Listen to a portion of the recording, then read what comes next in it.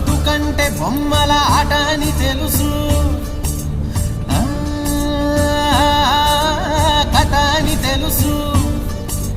కథ అని తెలుసు, కథలన్నీ కంచికే చేరునని తెలుసు, తెలుసు తెర తొలుగుతుందని, తెలుసు తెల్లారుతుందని, తెలుసు ఈ కట్టె పుట్టుకుమంటదని, తెలుసు ఈ మట్టి మట్టిలో కలిసిపోతదని, ఎన్ని తెలిసి ఇరకాటంలో పడిపోతావు ఎందుకని మాయా